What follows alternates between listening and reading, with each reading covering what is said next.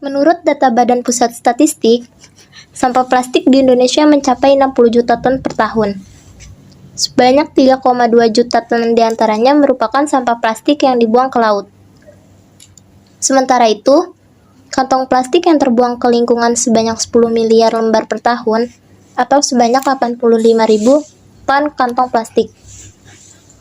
Hal ini disebabkan oleh kurangnya kesadaran masyarakat mengenai dampak negatif yang ditimbulkan oleh sampah.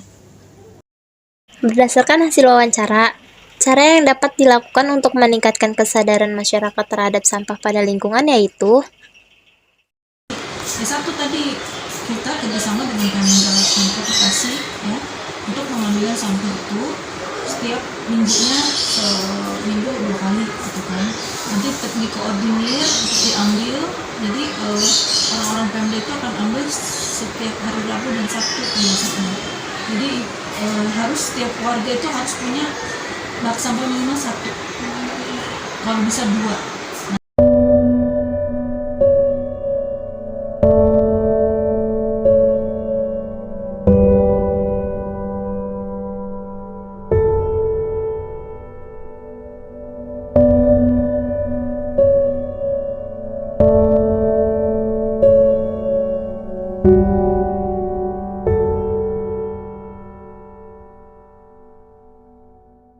Dampak negatif yang ditimbulkan oleh sampah yaitu polusi dari asap pembakaran sampah dan kualitas lingkungan hidup menjadi terancam.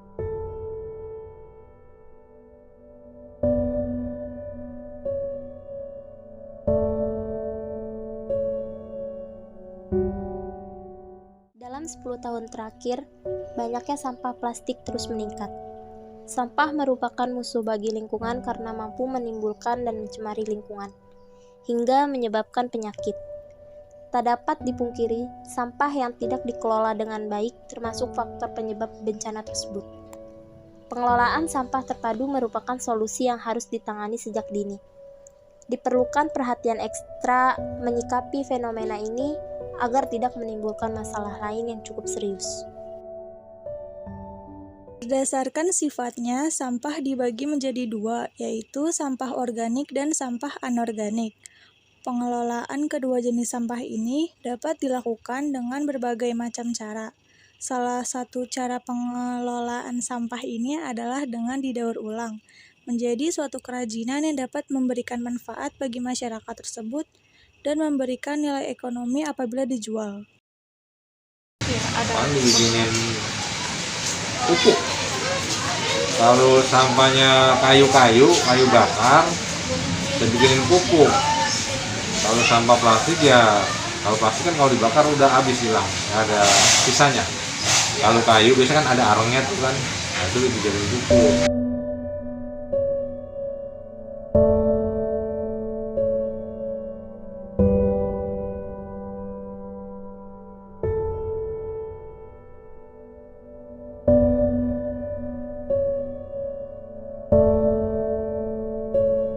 Berdasarkan hasil wawancara, sampah plastik dan barang-barang bekas yang ada di lingkungan akan diangkut oleh pemulung yang nantinya akan dikumpulkan dan disetor ke bos besar. Lalu nanti akan ditimbang dan menjadi penghasilan untuk pemulung tersebut.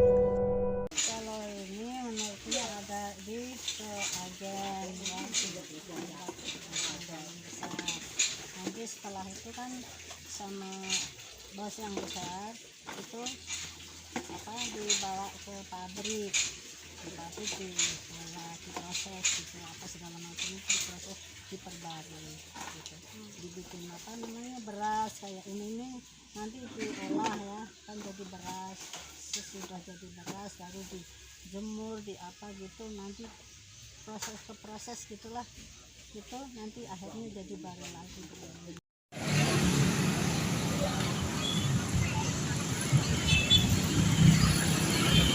Pasar merupakan pusat kegiatan jual beli manusia yang menimbulkan banyak sampah. Sampah pasar menduduki urutan kedua setelah sampah domestik. Pasar menghasilkan banyak sampah, terutama sampah organik seperti sayur-sayuran, daging, ikan, sembako, dan juga sampah anorganik seperti bungkus plastik. Seringkali ditemukan banyak sampah berserakan di pasar. Sampah-sampah tersebut menumpuk dalam jumlah banyak dan menimbulkan banyak dampak buruk.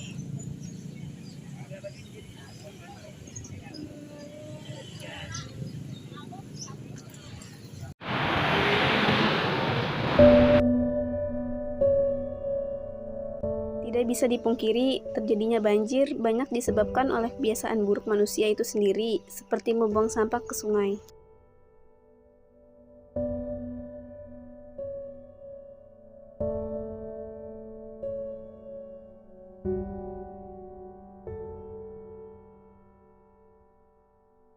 Kebiasaan membuang sampah yang tidak pada tempatnya pasti akan memberi dampak buruk bagi lingkungan. Tak hanya menyebabkan lingkungan menjadi kotor, membuang sampah sembarangan juga bisa menghambat aliran sungai, yang akhirnya memicu banjir.